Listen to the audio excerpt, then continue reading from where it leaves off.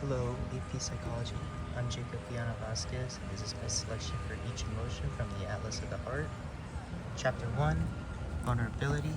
I chose this emotion because often with reflections in my current situations, I'd often voice my concerns to either a close friend or a family member, such as my mother or my close friend Pepper in middle school. To be vulnerable within my life is to share my struggles, like finishing applications or losing the loved one of my uncle, and to leave burning issues within yourself often leads to added stress upon myself, and in order to prevent that, you must be vulnerable. Otherwise, these issues lie dormant. Chapter 2, Resentment. I chose resentment, this emotion, because of my own personal struggles often clouding my own self-image in relation to my peers. So, like my family struggling to pay for bills and groceries, while I see other kids within my classes that seem to live prosperously, or at least have or more comfortable.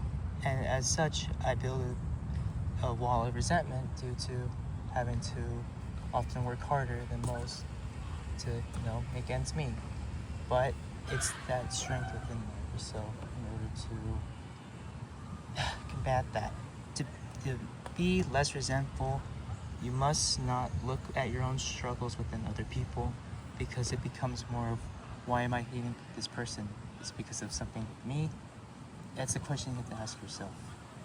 Chapter 3, Frustration. And I'd say frustration is often a result of outside influences and or conflicts within one's path, and which, like the average day of school, where teachers not grading stuff on time or different student interactions not being the best, you can say that I build a little bit of frustration. But it's only what I can control within my reach in order to combat my frustration, because I can't change anything else within my surroundings. I can only change the reaction of what I give to this emotion. Therefore, frustration often stems from just one's conflicts, and ultimately is built upon just personal struggles and stress. Chapter 4 is awe. I picked this emotion specifically because when I go to new places, or just go to like the one place, like different beaches for example, and one specifically, Dockwater Beach, I can always go to, and I always say that I'm in straight awe due to just the calmness of the ocean, the smell of the sea. It's all therapeutic, and therefore when you really just take it back and just really just relax yourself and be there in the moment, that's what builds that awe within yourself. And I'd say that's an emotion I feel quite often. Chapter 5 is going to be paradox, and I chose this psychological concept because often my perception of myself is very paradoxical, which can manifest into emotions of disconnection. This includes issues such as having my two parents divorce, and yet they built to themselves to be incompatible, or just a lifelong issues of just communication within school, whether it be from friends or just teachers or whatever. You have to build, with paradox specifically, I always felt like I do all this good stuff. I was a gifted kid, I was labeled that, and yet I feel now that my work feels less and less important. Therefore, I live in paradox. But it's about not looking at those thought patterns and really just saying to yourself that you are your true self, and therefore you could change what you're going to do with that. Paradox does not mean that it's always confirmed within life. Chapter 6, I picked sadness. And I picked sadness specifically because it's one of the most human emotions we feel. It can be both small and intense sadness. It holds foundational worth because it shows you when you really hit something that really affects you, and that emotion is raw. It's natural. It's one of the most important tools also in order to be empathetic, which is something I'll highlight later. But sadness often builds this idea of where people come from and their struggles, so therefore to be sad is to learn as well. Chapter 7 is empathy. Like I stated earlier, I picked this emotion/action because empathy is one trait within all people, but often the use of it is very exclusive to people. I often try to be as empathetic to my friend's struggle, like take my friend to the gym. My friend Jake, he just broke up with his girlfriend, or my mother opening up about like when her parents divorced. Like just listening and just being there for someone. That's empathy within itself. And it's often a virtue in our contemporary society, and it becomes a decision of our judgment of someone's own actions or situations to allow for empathy to be used. Chapter 8, it's going to be shame. I pick shame because often when a situation turns sour from my own hands, the weight of shame drowns with me or in me. And like shame essentially plays a blame game on how much you've caused damage in the situation. Like in elementary school, I would often pick fights with other kids, and it was due to like teasing. Like specifically in like 4th grade, I had someone come up and like start just teasing me as a little kid, and I just couldn't take it, and I hit him, and after, my mom had to be called to the principal's office, and it was a whole thing of me feeling shameful for what I did. But I think now shame manifested itself into something smaller. Like if I get looked at for doing something dumb, like spilling a drink or whatever, I feel a lot of shame. But ultimately, it's about just moving on from that and just realizing that, well, stuff always happens, and I mean, to feel shame is just to feel pity for yourself, and so you just don't want to do that for yourself, because if you feel shame all the time, then it weakens your self-confidence and keeping us in mental ruts, ultimately destroying one's willpower. And acknowledging these mistakes builds your self-confidence. Chapter 9 is belonging, and I picked belonging because for my first 2 years of high school, I tried belonging to other friend groups that I just didn't mesh with after 11th grade, just due to class changes and just other things that happened within the year, and ultimately it was less than perfect. So, you know, in 11th grade, when I met the kids I sit with today in 4th grade, my friends Cian, Gavin, and Shamar, these guys were real, you know. I didn't have to feel like I had a sense of belonging. I could just talk to them as relatable people, you know. I wasn't so fixated on like this idea of having to basically share the space with other people. You could be your authentic self.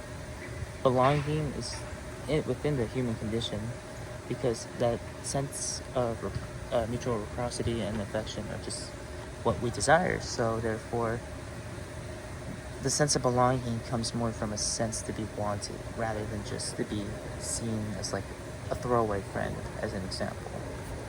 Chapter 10 is heartbreak, and I choose this one specifically because I've often experienced heartbreak. Just, you know, like my parents' divorce, going to the family court appointments at a very young age, or just like it's getting rejected too. And you know, it really felt like I blamed myself for these moments in my life. Like I couldn't just think about the other parts of the situation, because I always blamed myself. It ties back into the shame, but heartbreak is more like real. It's a raw emotion that we feel, so it's ultimately just natural. And you know, it wasn't until 11th grade that I truly realized, after a breakup, like, that love stems from the other person, and then my love life cannot be dedicated to my own concept of love interest or the fantasy of them.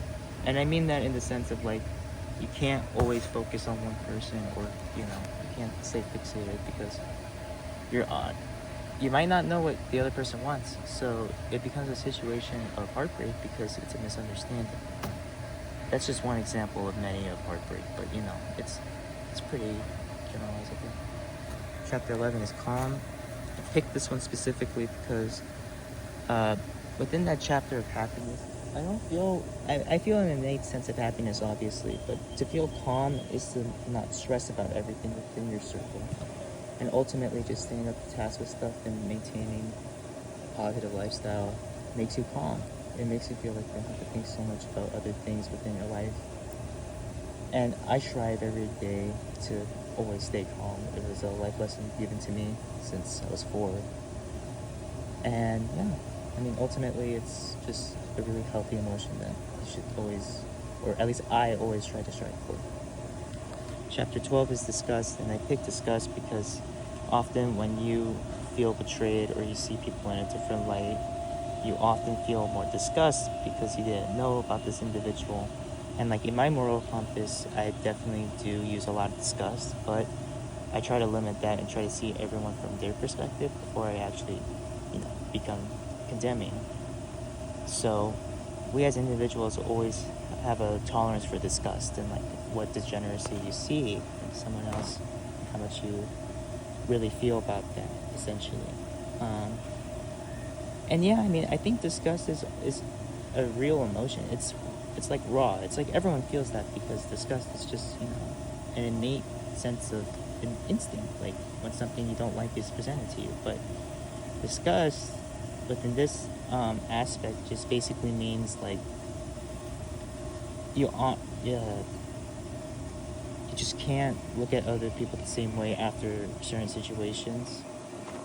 But it's about moving on from that and not looking at it at face value. There's more to it than that. And then chapter 13 is humility, and I picked this one for the last because the few ways I perceive, because when humbling yourself, you must look at your ego and how much that ego demands from you, because the human condition wants us to be in competition. Therefore, ego wants you to fight and become more powerful than others in your circles.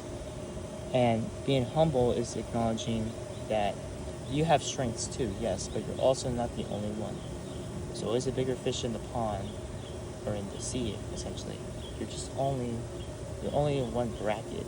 There's more to it than that, essentially. So I think often to be humble is to recognize that all of us are within the same light together. Like we all share the same planet. So being humble basically means like to not ornately judge people or to be super braggy about yourself.